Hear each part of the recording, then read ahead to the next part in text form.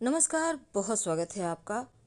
हिंदू धर्मशास्त्रों में कई ऐसे पेड़ पौधे हैं जो न सिर्फ आपके जीवन को सरल बना देते हैं बल्कि आपके जीवन के हर परेशानी को समाप्त भी कर देते हैं।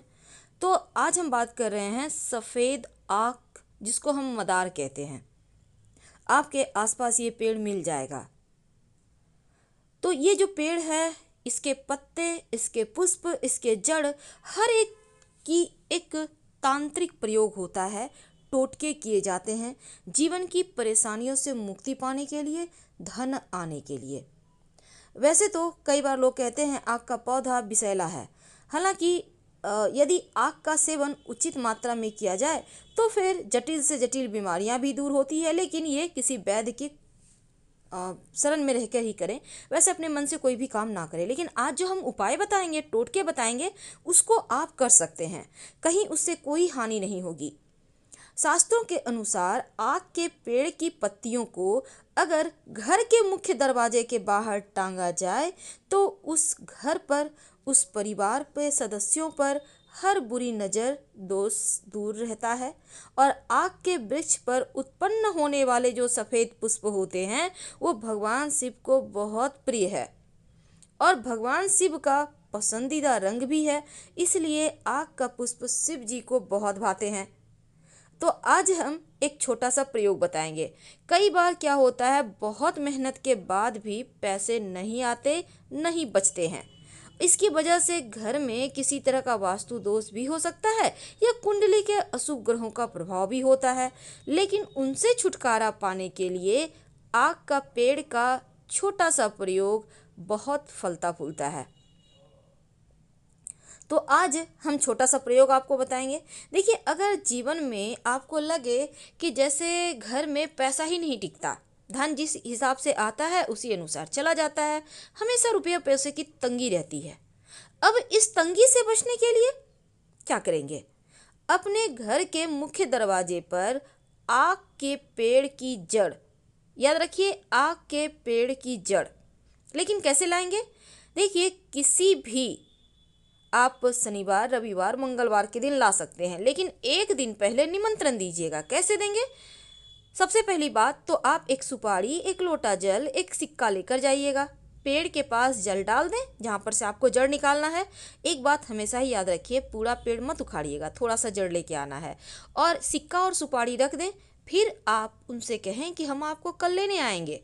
इसके बाद अगले दिन सुबह जाइए, थोड़ा सा जड़ निकाल कर ले आइए, उनको प्रणाम कीजिए।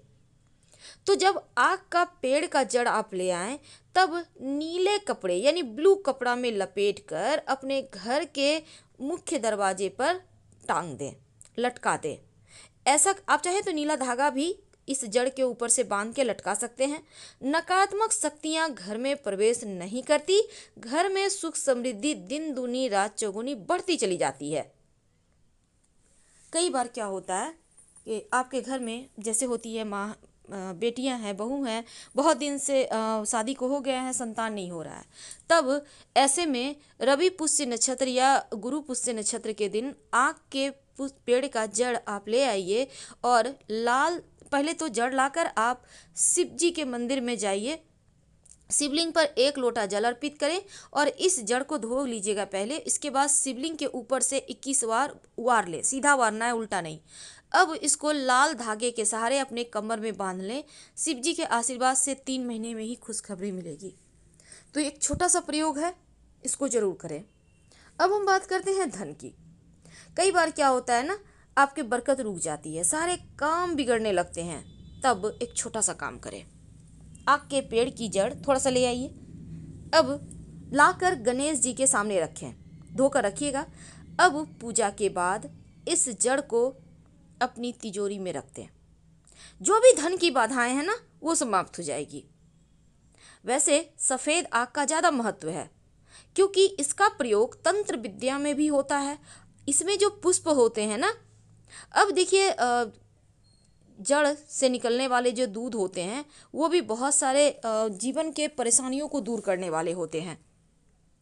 अगर शुभ मुहूर्त में, जैसा हमने कहा कि मंगलवार, शनिवार के दिन ये प्रयोग करें तो ज़्यादा अच्छा है।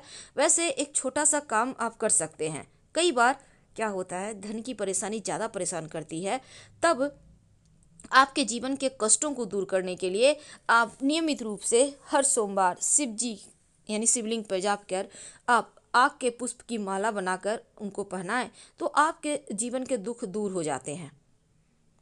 और अगर रवि पुष्य नक्षत्र में लाल कपड़े में लपेटकर आग का जड़ अपने धन के स्थान पे रखें या अपने घर में ही रख दें तो आपके घर में सुख शांति समृद्धि बढ़ती है। वैसे ये आप अपने घर में तिजोरी में भी रख सकते हैं, कोई दिक्कत नहीं है। कई बार क्या होता है ना, शत्रु विरोधी बहुत परेशान करते हैं, आप तंग आ जाते हैं, लेकिन क्या करेंगे। कई बार अपने शत्रु होते हैं, पड़ोसी शत्रु होते हैं, आप परेशान हैं, आप चाहते हैं कि शत्रु परेशान करना छोड़ दे या आपको छोड़कर ही कहीं चला जाए, तो क्या करेंगे।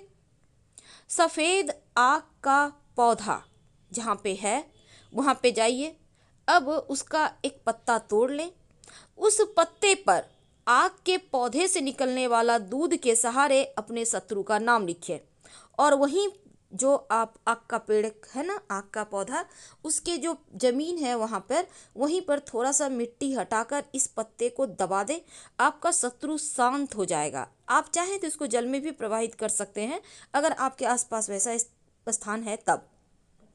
तो ये आग का प्रयोग बहुत सारे ऐसी चीज़ों में काम आता है जो आपके हर कष्ट को, हर संकट को दूर कर देता है। तो याद रखिएगा, शत्रु का जब नाम लिखिएगा ना तो दूध से ही लिखिएगा, उसी आग के पौधे के दूध से। थोड़ा सा आप पत्ता तोड़ेंगे तो उससे दूध निकलता है, अब उसी के सहारे आप लिखिए। अगर एक से ज़्यादा शत्रु हैं तो अलग अलग पत्ते पर हर शत्रु का नाम लिखें। यह प्रयोग आप किसी भी सोमवार, शनिवार, रविवार, मंगलवार के दिन कर सकते हैं तो आपको राहत मिलेगी। और शिव जी को आग का पुष्प तो विशेष प्रिय है। और अगर एक छोटा सा प्रयोग, कई बार होता है कि आपके घर में छोटे बच्चे हैं, उनको नज़र लग जाती है, अक्सर तबीयत खराब रहती है, तब क्या करेंगे। तब सफ़ेद जो आँख होता है ना पुष्प, इसके 11 पुष्प ले लें, उसको माला बना लें, बच्चे को पहना दे, आप देखिएगा नज़र दोष दूर हो जाएगा, रक्षा होगी। वैसे आपको पता होगा कि इस सफ़ेद आक के पौधे की जड़ में 21 साल के बाद, यानी जो 21 साल पुराना पेड़ है, उसके जड़ से गणेश जी की आकृति का कंद निकलता है। और इस आकृति को अगर आप उनकी पूजा करें तो जीवन में रोग, शोक, दुख कुछ भी परेशान नहीं करता। वैसे तो आप जो सफ़ेद आक है ना, अगर सफ़ेद आग का जड़ अपने घर के मुख्य दरवाजे पर टांगते हैं या फिर आपको लगता है आपके घर में कोई व्यक्ति है जिसको किसी ने कुछ कर दिया है, कई बार ऐसा हो जाता है, तब सफ़ेद आग का जड़ लाकर उस व्यक्ति को जो पीड़ित है उनके गले में पहना दें काले धागे के सहारे। वैसे सफ़ेद धागा भी चलेगा, दोनों में आपको जो इच्छा हो। देखिएगा, जो भी किसी ने किया होगा वो वापस उसी के पास चला जाएगा। लेकिन क्या आपको पता है, इस आकड़े के पौधे का जो जड़ होता है, अगर आप इसको लाकर अपने पॉकेट में, पर्स में या अपने धन स्थान पे रखते हैं तो किसी का किया कराया आप पर असर नहीं करता। इसके बहुत सारे प्रयोग हैं, लेकिन एक बात हमेशा याद रखिए, अगर इसको आप ताबीज़ में भरकर धारण करते हैं या घर के मुख्य दरवाजे पर बांध देते हैं तो बड़े से बड़े तंत्र क्रियाओं का काट है ये। तो फिलहाल हम आपसे विदा लेते हैं। जानकारी अच्छी लगे तो लाइक कर सब्सक्राइब जरूर कीजिएगा और कमेंट में हर हर महादेव लिखिएगा। वैसे हम फिर मिलेंगे।